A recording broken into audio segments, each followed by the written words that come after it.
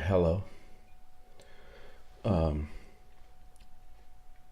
what I want to attempt to discuss today are is a topic that is going to take more than a few videos to go over because it's a really complex uh, issue because it's about a complex new technology or new set of technologies and how they're going to work together. And I need you to understand them because these tools are tools that we're going to take advantage of to build an African American economic system. Those tools are crowdfunding and the blockchain. I have some notes in front of me. I'll look down at those from time to time. I'll look at the clock to try not to go too far. I only want to give you dibbles and dabs. It's going to take many attempts to dig deep into this topic. Okay, crowdfunding. Um, it was largely expanded by the creation of the Jobs Act by Obama, passed by Obama. And the Jobs Act basically allowed for companies to use crowdfunding to raise capital, and then there are certain rules and regulations that were preventing this industry from taking off, and some of those rules were relaxed a little bit so that this industry can open up.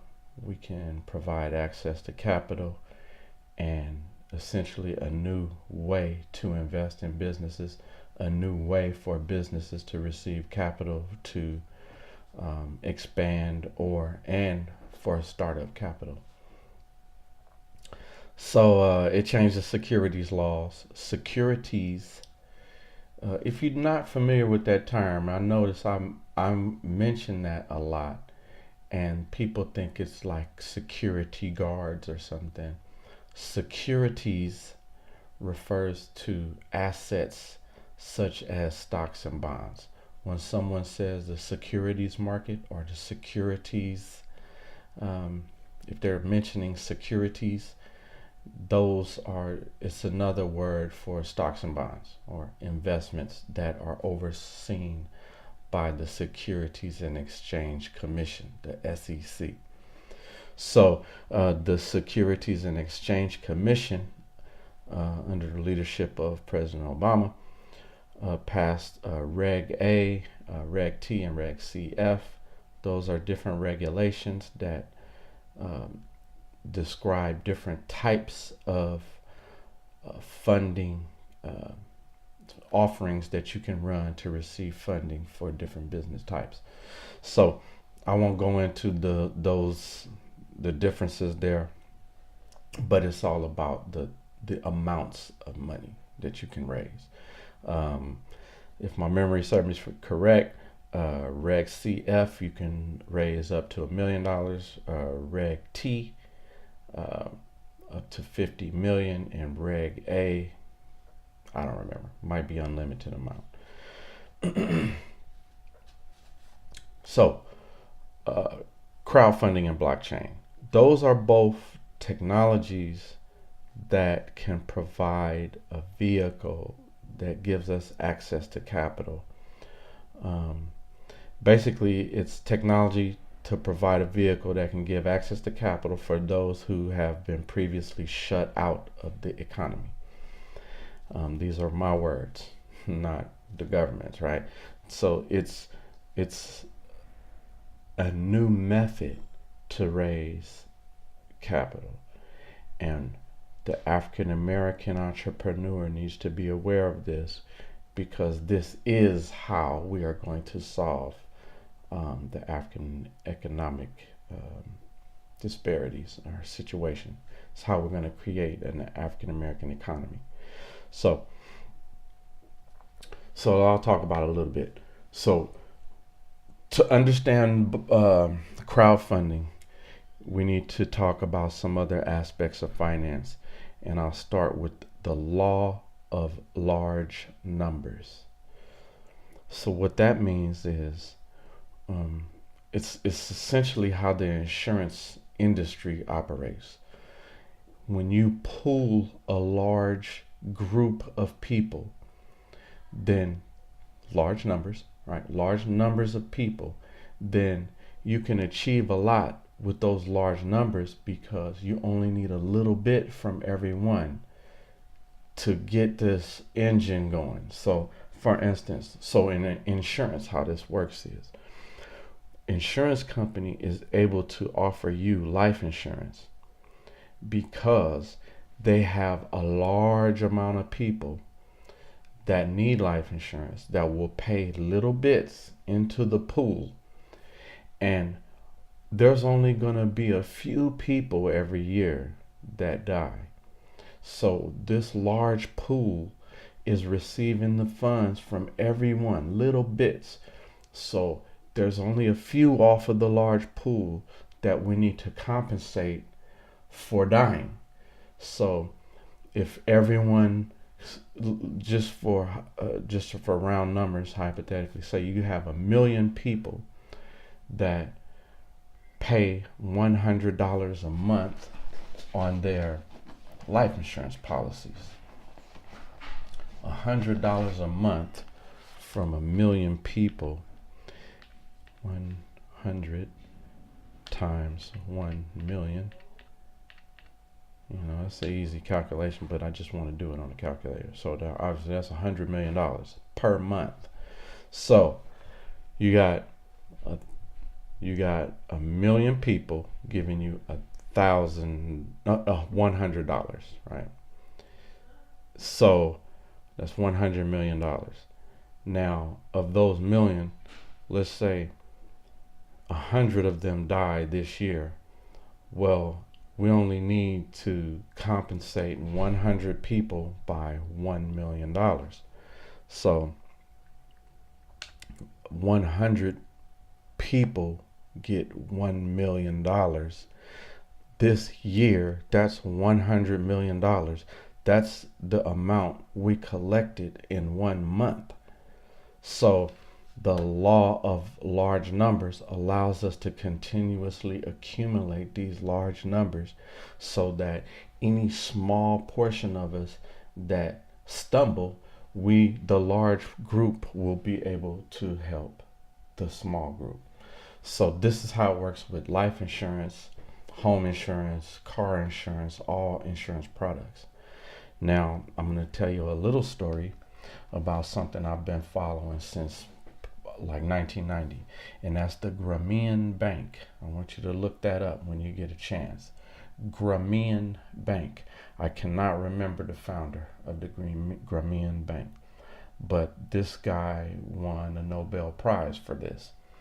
And this is really the precursor to crowdfunding and peer-to-peer lending.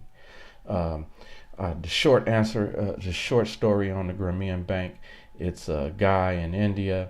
He was a doctor, and he saw patients, a lot of women, and I won't say how he came to this realization, but he realized that the women were the ones who contributed most to the economy and to a family economy. And this is a group of women in India. I will call them peasant people in India, and they needed help to be street vendors. And so this doctor created the Grameen Bank, and this bank is to give microloans to these street vendors, and he only lent to women. And these microloans were approximately $100 or so, and it was so that these street vendors can have access to capital to constantly get new supplies and inventory that they use in their street vending venture. And the thing that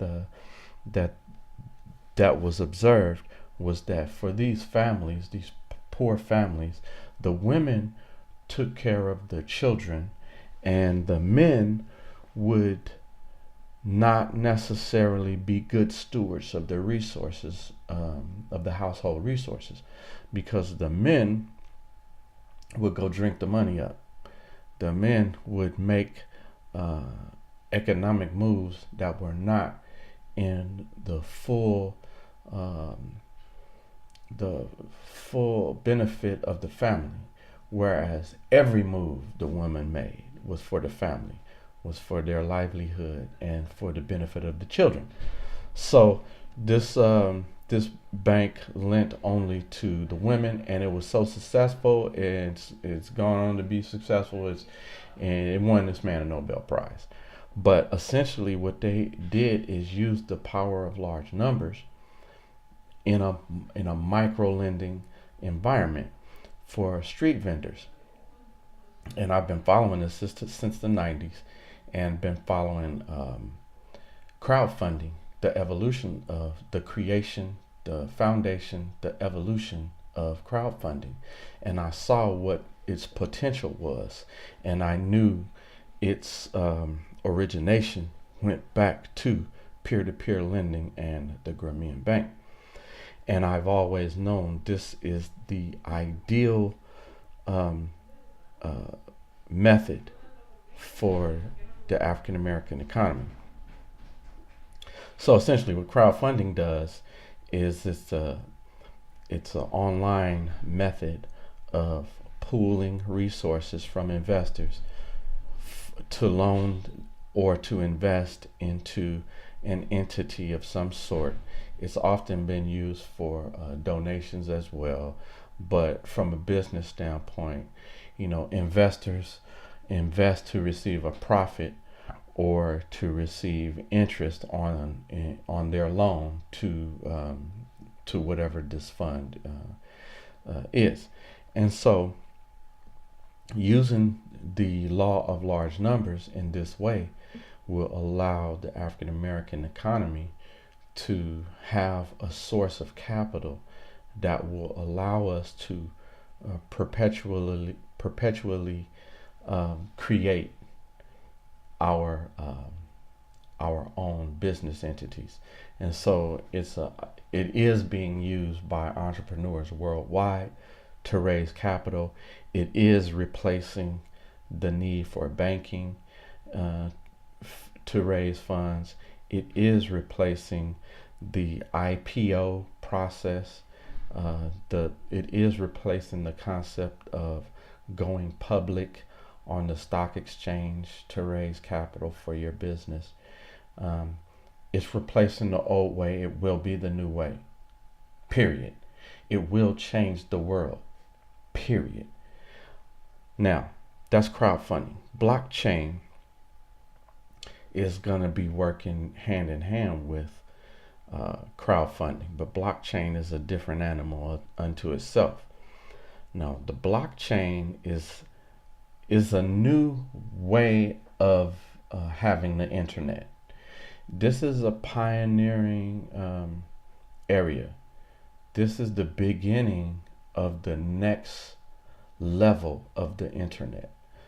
So similar to in the 90s when I was racing to start a .com, everything was .com. We got to get this business going, all day and night we writing the HTML code. We're doing all sorts of things, my partner and I, to get our business off the ground. And every time we did, someone beat us to the punch. But we cannot afford to be left out of this new internet being the blockchain. African Americans absolutely must. There is no getting around it. There is no way possible we can avoid it. We have to master blockchain technology. Similarly, the way we were X'd out of the .com era in terms of starting the Googles and the Facebooks and the AOLs and things that we should have been the leaders of, we cannot miss this one. We cannot. The time is now. So how are we going to do it? We're not going to talk about what we need to do. We're just going to talk about how we're going to do it. So Blockchain is is a technological system. So here it is in a nutshell. And when I explain to you, you're gonna be like, well, what the hell is that? So what, right? But it's really deep. So here we go. The blockchain is a endless chain of information that occurs in blocks. So these are like data chunks, right? Data blocks. So these blocks are a chain based on information that exists from various nodes on a blockchain. So nodes are like different gatekeepers or different writers of data onto the block.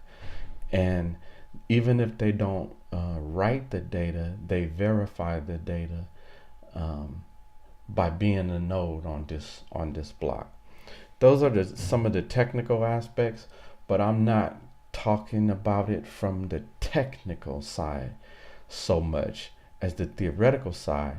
Hey, let's let our tech folks get to the tech stuff, but we need to understand what it is first of all, why I need to give a damn, and how that affects the future of the business that you want to start, the future of the business that you currently have, and the future of all business. So let me just continue. These are the issues that I want to cover over time. I'm just not going to be able to cover them all in one video. So I'm just going to go down my list of notes. I got a book full of notes on it. So and I'm constantly learning more, and because more is constantly evolving. It is literally something that just knowing about it, you're literally ahead of the game.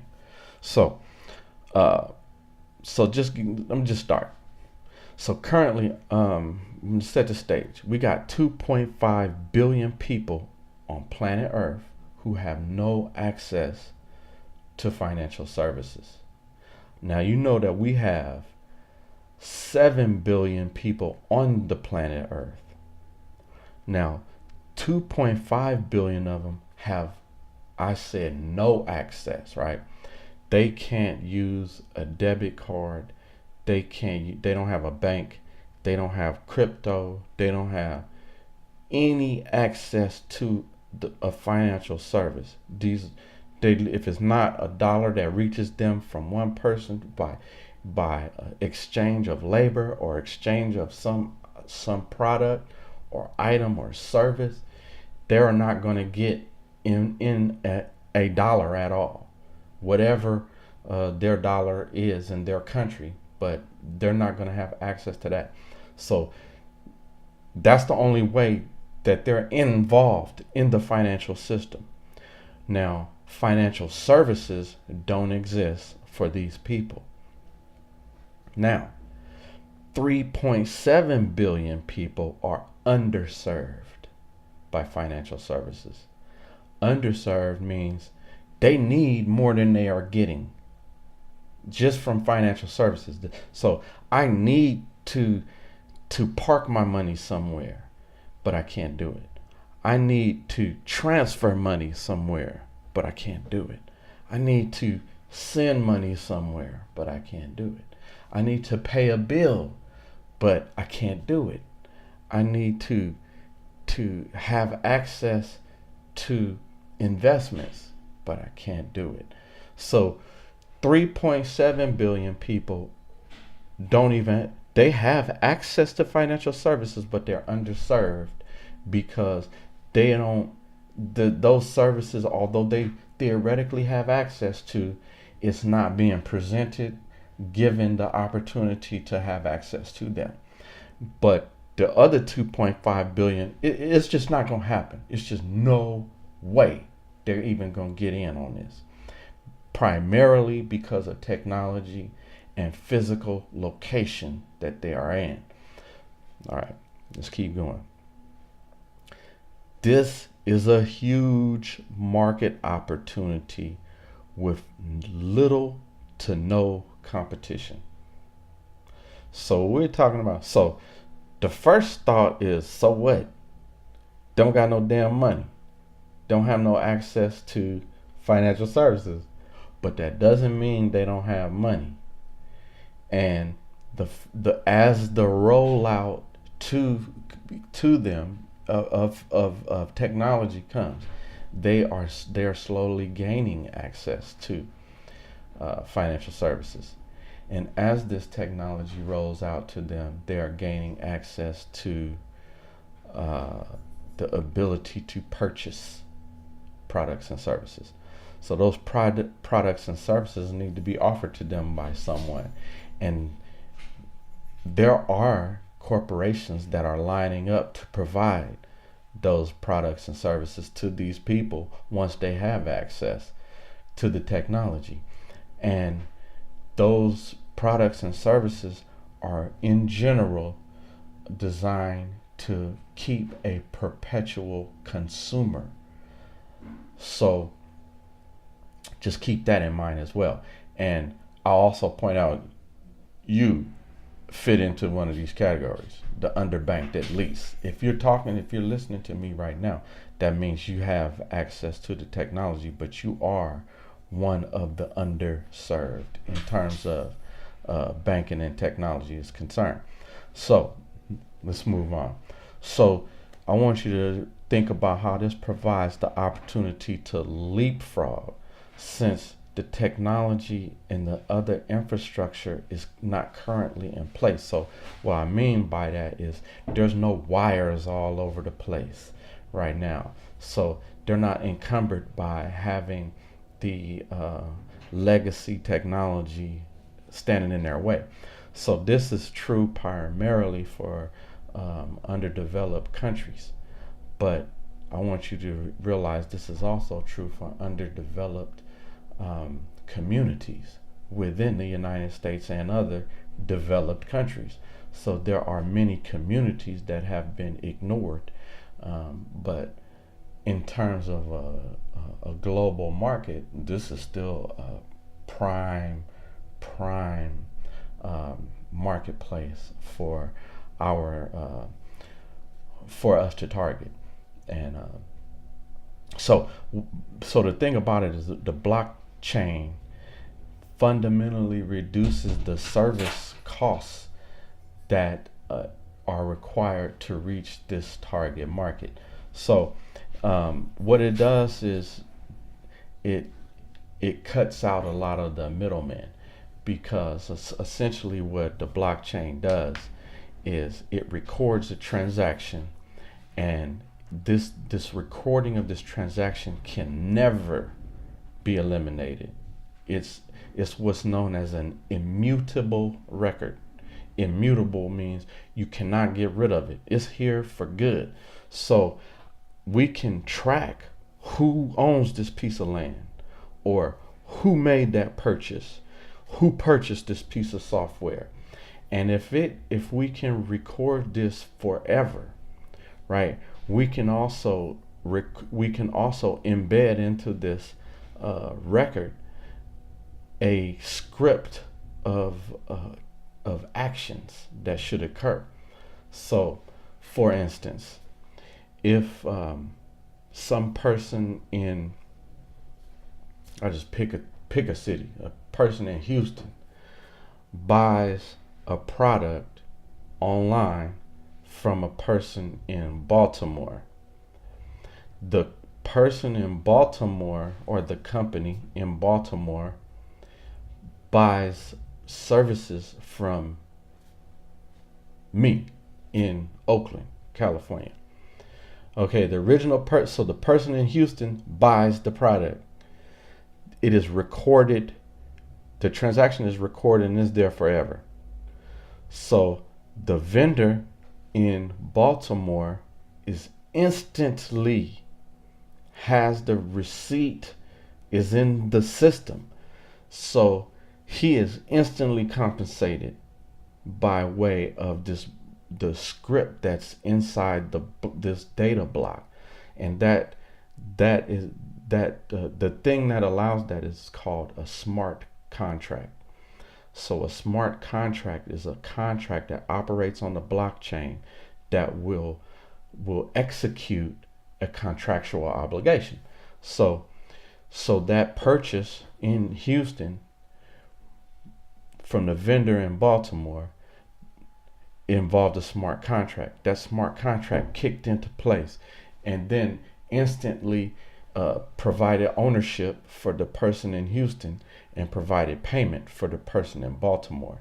Now, in order for the person in Baltimore to continue his business operations, his records and management system will notice that, okay, the widget that was sold to the person in Houston reduced our inventory in Baltimore, so we need to order 10 more of our items. Or we need to produce 10 more items to restock our inventory. Well, each item is, let's say, has 10 suppliers. So those 10 suppliers will have, so once his records, that purchase just in Houston went into his system and told his system, oh, okay, we're now short based on what you say. Every time we go below X number, we need to replenish our stock. So make 10 more of our units of this product. So the system will buy 10 more units worth of supplies, and so it'll go out and buy those supplies from 10 more vendors that are on this blockchain, and those 10 vendors will supply their components to that vendor in Baltimore. They were paid by the smart contract that they have with that vendor in Baltimore, and they'll instantly get paid. They'll instantly ship their components to Baltimore. They have other vendors and suppliers that they interact with that are on their blockchain or another blockchain. But the thing is, we as African American economy will have a chain of blockchains that work together. So we will operate in a world of our own blockchains. So these chains are connected to chains. So when one chain is in need, the other chain will fill that need. They will all function together, and it is like a watch, like the components in a watch. They precise mechanism. It works together, and we might have activity outside of our chain, but outside of our individual chains, but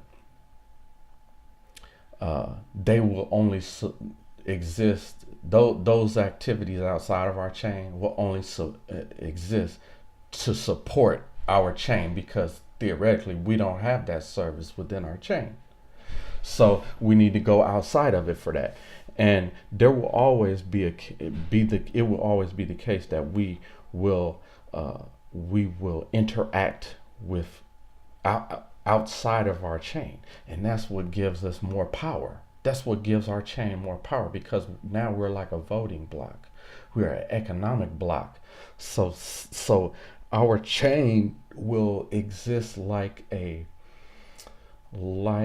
similar to a union. So imagine if your union is on a blockchain. So we have our own African American economic union or economic chains. So, for instance, the construction chain, right? The construction chain needs construction supplies. Well, we got our vendor chain. Our vendor chain consists of multiple types of vendors. Well, our lumber supplier vendor, our tool supplier vendor, our our architectural services, chain. Every possible role that currently exists in this economy will exist on the blockchain. So this is the time for us to start our businesses and we're going to have to create chains. Now, it might sound like a lot right now, but I want you to think of it just the same way that the websites are. But these are similar, but it's a different concept, but they're going to support each other. So it's like economic unions. So just think of blockchains as online economic unions that obviously we can't have one. We need millions of economic unions. And these are ways that it's going to allow us to work together in harmony and seamlessly, but also it's going to be a way to not work with some people. That's important. And what it is going to do is literally eliminate our historic unemployment situation. It will create a circumstance that the U.S. economy will be in a situation like we just had in 2008 and up to, still right now, the recession. And the U.S. could be in recession, but we won't. We won't be in recession because our blockchain is still functioning. It's an economic system on the internet. So if you understand economics and how our economy works, we're just creating a micro economy for ourselves. And there's an important word that you need to understand that ties crowdfunding and blockchain together. And you've heard of blockchain in relation to cryptocurrencies, and the cryptocurrencies is obviously going to be a component of this, but it's a minor component. It's just a needed element. But I don't want you to get all hyped up about cryptos. But the thing that I wanted to mention is crowdsourcing. Crowdsourcing. So what is that, right? So that, back to the law of large numbers, we need a crowd. So that, let's say, okay, I'm an entrepreneur. I'm starting my new widget business. I'm just going to pick something up around here. I'm going to say I'm starting a new cell phone company. I need to make cell phones. And so what I'm going to do? My research and development, obviously. So how am I going to? I'm a businessman. I'm not a tech person. Now, but put a pin in that, because for a businessman, your job is to know everything, every fucking thing. That's your job. So you can't say, well, my job ain't to be the research and develop. Yes, it is. Yes, it is. So you're going to have to learn it all, but you're going to have to pick from here and there and utilize other people's brain. But you, the quarterback, you need to understand all the plays on the field.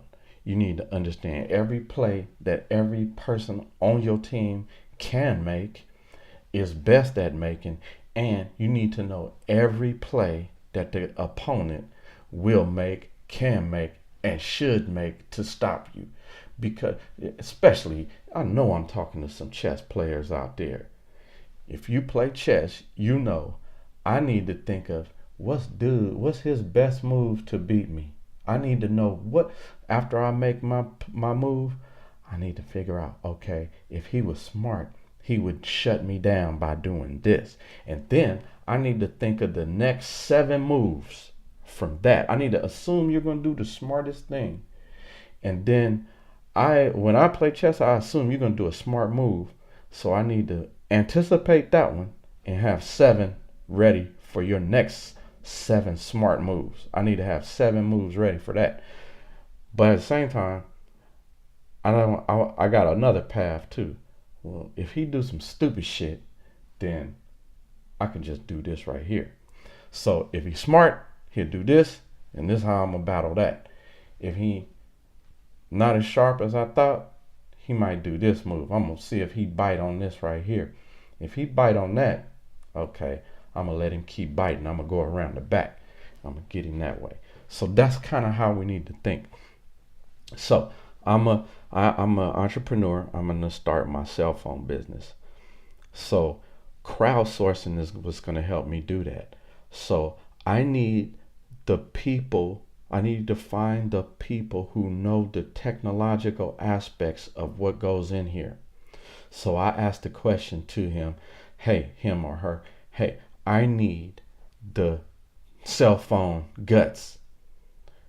Give me the off the shelf stuff that I can use because I'm making me a new phone. Tell me everything that you think I need. So I'm going to source the crowd for this knowledge, and the crowd will bring me back the information I need. I'm going to pay that person. So think of the whole world moving to a gig economy. It's going to be all about what you can do to help this economy flow. And that's what you're doing now at work.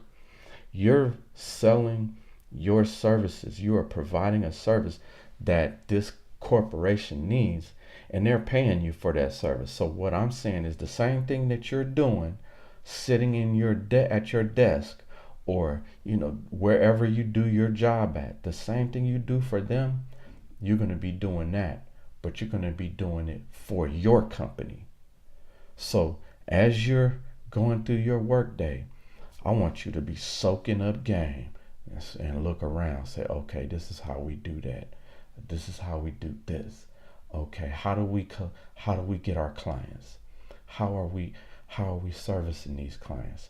What systems are we using? What software are we using? What methods are we using? What processes and procedures are we using? And that is the holy grail. It's not going to cost you no more. It's not going to cost you no big time money to start your business. And once we all get on the blockchain, and when I say get on it, it's like we're building these roads. So it's similarly as we all set up our website. Just think of it that same way. As we set up our websites, as we get our chains together, as we create nodes on our chains, as we devise what these chains are going to be specializing in, and we find ways to advertise to each other. And it takes us all doing business for us all to be able to source the crowd in this way, because we're all going to be freelancing for each other. This is what crowdsourcing is. So whether you are an individual or a company, we are going to be sourced to help each other in our business. So back to my phone. So I'm going to use tech individuals to tell me about the technical specifications of the hardware that I need for this.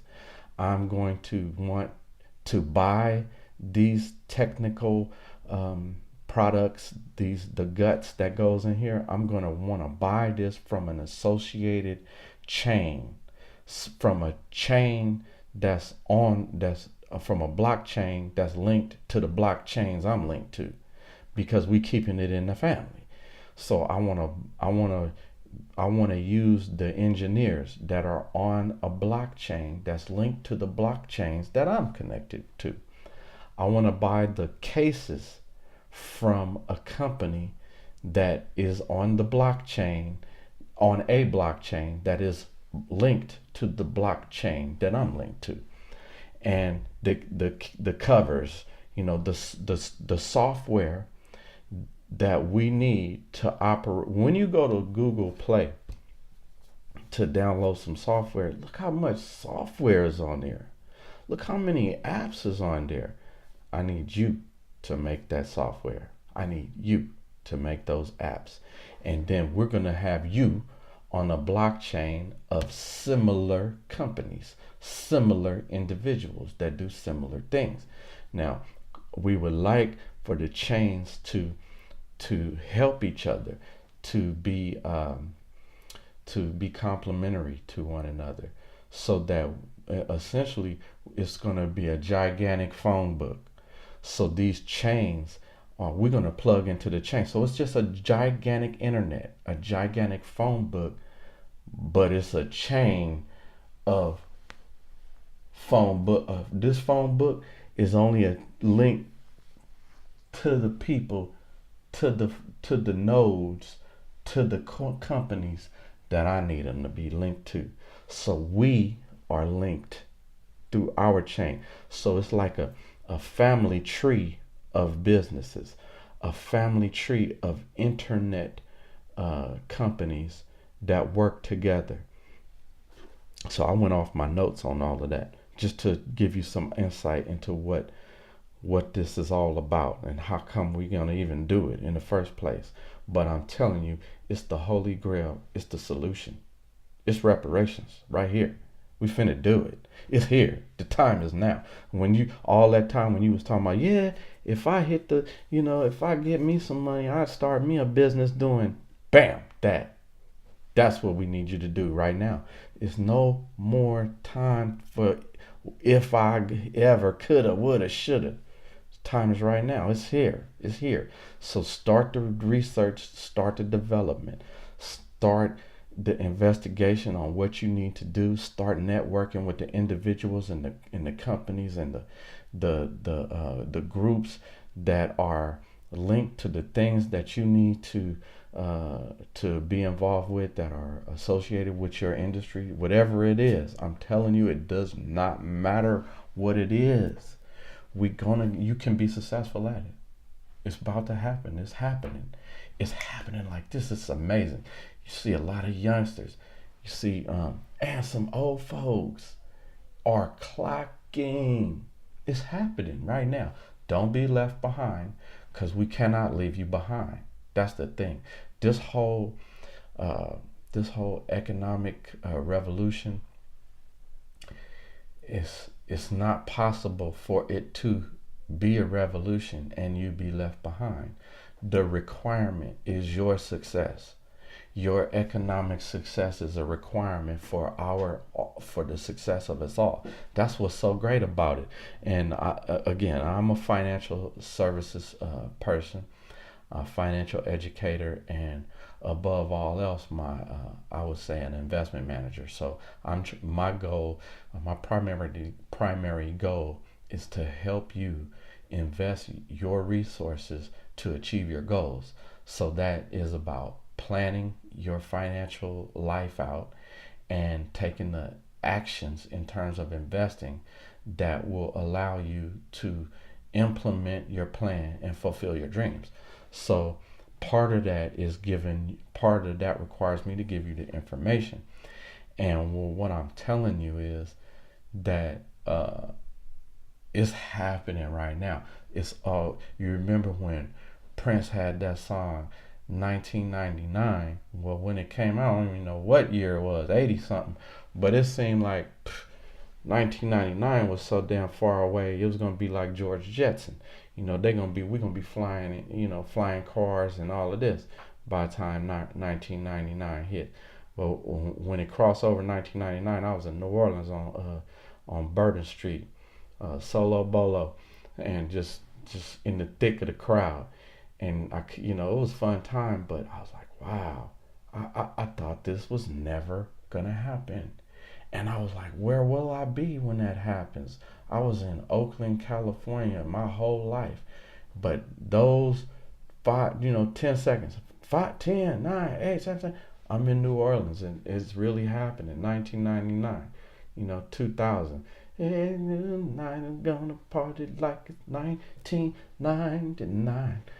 And the time came and it went. It happened.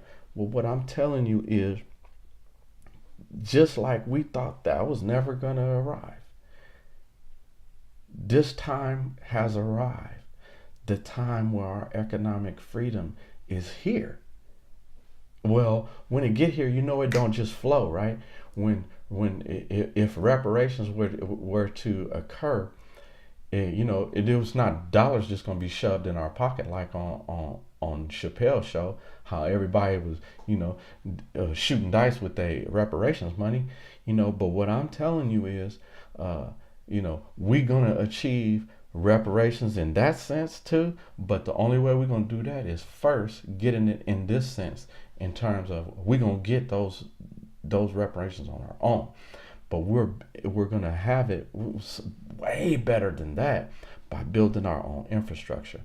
And so those three magic bullets that we now have are crowdfunding, the blockchain, and crowdsourcing. Those are the three keys that's going to unlock the magic entrepreneurs, the ones that been doing it. I could just say so much, but I'm looking at the time. It's like 45 minutes. I've been talking already, and I haven't even gone through my notes. I just stopped. I only got to 3 bullet points, but that's the introduction on this blockchain, crowdfunding, and crowdsourcing. I'm going to continue to talk to you about it. It's going to take drips of information for you to understand, and I'm trying to curb my enthusiasm a little bit, but at the same time let you know the seriousness. This is it. It's here, man. This is the vehicle that's about to change it all. We about to be on top. So I'm gonna cut it right there. I'm gonna talk more. I'm gonna call this crypto conversations. That's what I'll call it, because it's cryptocurrencies is at the root of it, but it's only a component. It's only a tool to help me explain to you the other components for why cryptocurrencies are going to be useful for us. And there are other account types and investment types that you need to be aware of, and including processes, procedures, and concepts. And we're just starting the conversation to unravel some of these things. So this will be crypto convos. So this will be the first day of that. There we are. We'll talk more later. Thanks for listening.